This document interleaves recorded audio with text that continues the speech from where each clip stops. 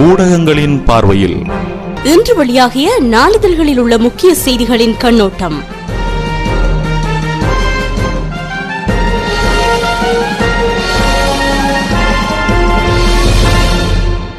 மஹிந்த லண்டனில் இருந்த வேளை புதிய போர்க்குற்ற ஆதாரம் அம்பலம். பிரிட்டனின் இண்டிபெண்டன்ட் நாளேடு வெளியிட்டது. வடக்கில் படைகளை விலக்கி தேர்தல் திகதியை அறிவிக்குக இலங்கைக்கான அமெரிக்காவின் புதிய தூதுவர் அழைப்பு விடுத்துள்ளார். வணக்கம் நேயர்களே, இன்று ஜூன் மாதம் 8ஆம் திகதி வெள்ளிக்கிழமை மற்றும் ஒரு ஊடகங்களின் பார்வை நிகழ்ச்சியூடாக இன்று உங்களை சந்திக்கிறேன். இன்று வீரகேசரி நாளிதழை முதலாவதாக பார்க்கலாம். ஜனாதிபதி மஹிந்தவிற்கு எதிரான பிரிட்டன் ஆர்ப்பாட்டங்கள் குறித்து அரசு கவலை. உரிய பாதுகாப்பு ஏற்பாடுகள் மேற்கொள்ளப்பட்டிருக்க வேண்டும் என்கிறார் அமைச்சர் கெஹலியே என்ற பிரதான தலைப்புடன் வீரகேசரி இன்று வெளிவந்துள்ளது.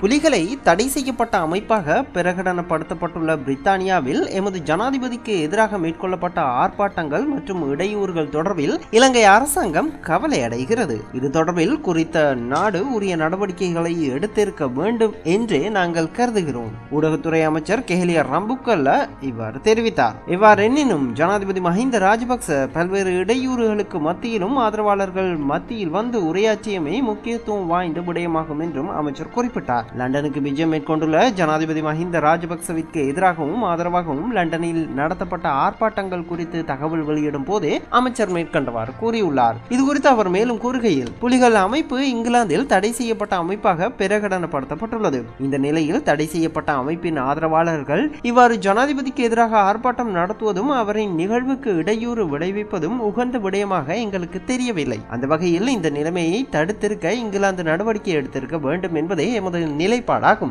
அவ்வாறு முடியாமல் போனது குறித்து கவலை அடைகிறோம். உரிய பாதுகாப்பு ஏற்பாடுகள் மேற்கொள்ளப்பட்டிருக்க வேண்டும். அத்துடன் ஜனாதிபதி மஹிந்த ராஜபக்ச லண்டனில் ஆற்றவிருந்த உரையும் ரத்து செய்யப்பட்டுள்ளது. இவை சிறந்த விடயங்கள் அல்ல. இந்த விடயம் குறித்து நாங்கள் கவலை அடைகிறோம். இதேவேளை பல்வேறு இடையூறுகளுக்கு மத்தியிலும் ஜனாதிபதி மஹிந்த ராஜபக்ச இலங்கைக்கு ஆதரவாக ஆர்ப்பாட்டங்களை நடத்திய மக்கள் மத்தியில் சென்று உரையாற்றியுள்ளார். இது பெருமைக்கும் மகிழ்ச்சிக்கும் உரிய விடயமாகும். இது இவ்வாறு சர்வதேச மட்டத்தில் புலிகள் எந்த மட்டத்தில் செயற்பட்டுக் கொண்டிருக்கிறார்கள் என்பதை இந்த விடயங்களிலிருந்து நாம் புரிந்து கொள்ள முடியும் எனவும் அமைச்சர் கெஹலிய ரம்புக்கல்ல தெரிவித்ததாக இன்றைய வீரகேசரியின் பிரதான செய்தி நின்று செல்கிறது.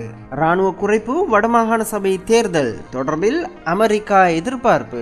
மனித உரிமை விவகாரத்திற்கு முன்னுரிமை என்கிறார் இலங்கை வரவுள்ள புதிய அமெரிக்க தூதுவர் மிச்சல் என்ற தலைப்பில் இன்னும் ஒரு செய்தி வெளிவந்துள்ளது.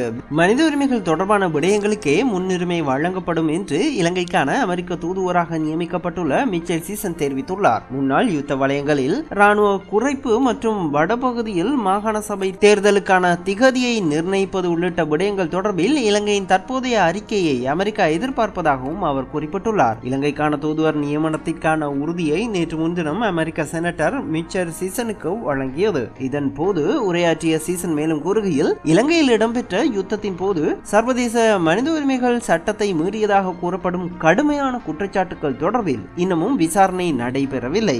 நல்லிணக்க நடவடிக்கைகள் தாமதமடைகின்றன. பொறுப்பு கூறுதல் இன்றி ஒருபோதும் உண்மையான நல்லிணக்கத்தை அடைய முடியாது.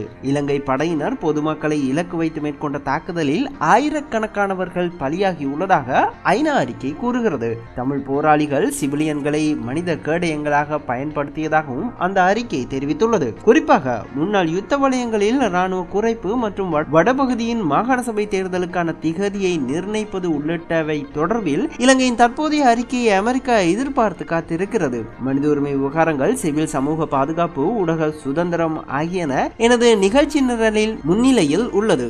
இலங்கையில் அமெரிக்காவின் வர்த்தகத்திற்கு நான் தீவிர ஆதரவாளராக இருப்பேன் என்றும் மிச்சல் சீசன் தெரிவித்ததாக அந்த செய்தியும் நின்று செல்கிறது. பிரித்தானிய பிரதமர் டேவிட் கெமரனுடன் ஜனாதிபதி மஹிந்த ராஜபக்ச சந்தித்து பேச்சு. குறுகிய நேர சந்திப்பு என்கிறது ஜனாதிபதியின் ஊடக பிரிவு என்ற தலைப்பில் என்னும் ஒரு செய்தி வெளிவந்துள்ளது.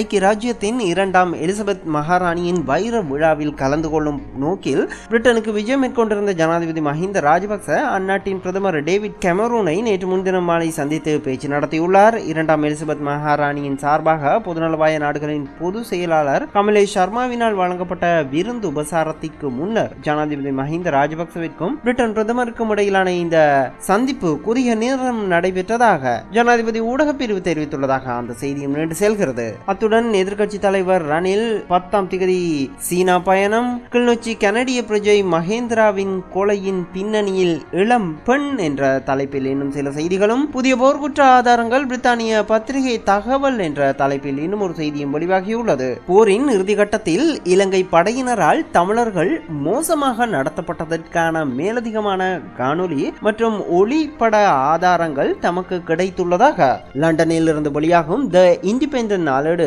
தகவல் வெளியிட்டுள்ளது. தமக்கு காணொலி ஒன்று கிடைத்துள்ளதாகவும் அதில் ஆடைகள் களையப்பட்ட நிலையில் 100க்கும் அதிகமான தமிழர்கள் சடலங்களாக காணப்படுவதாகவும் அந்த பத்திரிகை தெரிவித்துள்ளது என அந்த செய்தியும் நின்று செல்கிறது. அத்துடன் இந்திய நடிகை பிரீத்தி ஜிந்தாவுக்கு 1.5 கோடி ரூபாய் கொடுப்பனவு, இலங்கை அமைச்சர் ரெஜினோல்ட்டை கண்டித்து கோவையில் ஆர்ப்பாட்டம் என்ற தலைப்பில் இன்னும் சில செய்திகளும், மாணவர்களின் எதிர்காலத்தோடு விளையாடாது சேவைக்கு திரும்புங்கள் என்று உயர்கல்வி அமைச்சர் SP திசாநாயக்க கோரிக்கை விடுத்துள்ளதாக இன்னும் ஒரு செய்தியை வீரகேசரி வெளியிட்டுள்ளது. நாம் அடுத்ததாக தென்னிலங்கையிலிருந்து இன்று வெளிவந்துள்ள லங்காதீப பத்திரிகை எடுத்துக்கொள்வோம். அதன் இன்றைய பிரதான தலைப்புச் செய்தி, பொலிசிய யோதாகன கெயக் ஹதுவாய் நியோஜ்ய பொலிஸ் பத்திட்ட நடு அல்லாஸ் கொமிசமின் சோதனா பஹலவக் என்ற பிரதான தலைப்புடன் லங்காதீப இன்று வெளிவந்துள்ளது.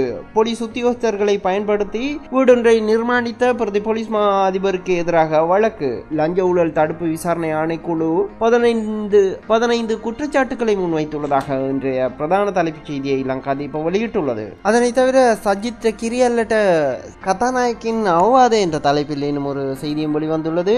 ஐக்கிய தேசிய கட்சியின் பிரதி தலைவர் சஜித் பிரேமதாசவிற்கும் நாடாளுமன்ற உறுப்பினர் லக்ஷ்மண் கிரியல்லவுக்கும் சபாநாயகர் எச்சரிக்கை விடுத்துள்ளதாக ஒரு தலைப்புச் செய்தியையும் லங்காதீப அதன் முன்பக்கத்தில் வெளியிட்டுள்ளது.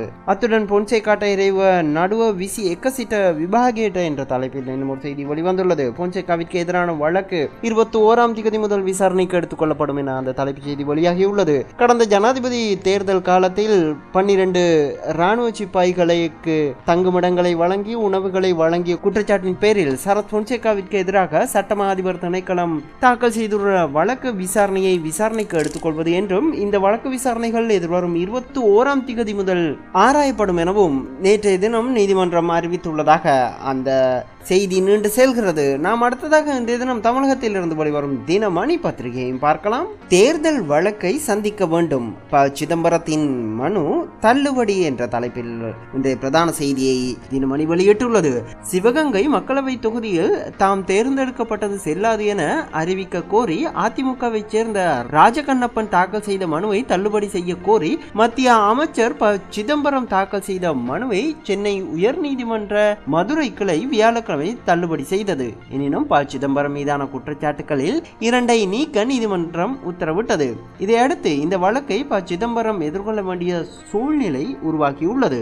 இவ்வழக்கில் சிதம்பரத்தின் மீது 28 குற்றச்சாட்டுகளை ராஜகண்ணப்பன் குறிப்பிட்டு உயர் நீதிமன்றத்தில் வழக்கு தொடர்ந்தார். இதை எதிர்த்து அவரது குற்றச்சாட்டில் 4 முதல் 28 வரையிலான குற்றச்சாட்டுகளை ரத்து செய்ய கோரி சிதம்பரம் மனு செய்தார். சென்னை உயர் நீதிமன்றத்தில் இந்த மனுவை விசாரித்த நீதிபதி கே வெங்கட்ராமன் தனது தீர்ப்பை தேதி குறிப்பிடாமல் ஒத்திவைத்தார். இந்த நிலையில் மதுரையில் வியாழக்கிழமை தீர்ப்பை அறிவித்த போது 2 குற்றச்சாட்டுகளை அவர் நீக்கியதாக தினமணியின் இன்றைய பிரதான செய்தி நின்று செல்கிறது. பதவி விலக வேண்டும் என்ற தலைப்பில் இன்னும் ஒரு செய்தியும் வெளிவந்துள்ளது. தேர்தல் முறைகேடு என்ற ஊழல் குற்றச்சாட்டுக்கு ஆளாகியுள்ள மத்திய உள்துறை அமைச்சர் சிதம்பரம் தனது பதவியை உடனே ராஜினாமா செய்ய வேண்டும் என அதிமுக பொதுச் செயலாளரும் தமிழக முதலமைச்சருமான ஜெயலலிதா வலியுறுத்தியுள்ளார். 2009ஆம் ஆண்டு நடைபெற்ற மக்களவை பொது தேர்தலில் சிவகங்கை தொகுதியிலிருந்து தேர்ந்தெடுக்கப்பட்டதாக அறிவிக்கப்பட்டு தற்போது மத்திய உள்துறை அமைச்சராக உள்ள சிதம்பரம் ஜனநாயக ரீதியாக வெற்றி பெறவில்லை என்றும் உண்மையிலேயே அவர் தோல்வி அடைந்த வேட்பாளர் தான் என்றும் அப்போதே தான் தெரிவித்திருந்ததாகவும் ஜெயலலிதா குறிப்பிட்டதாக அந்த செய்தி நின்று செல்கிறது.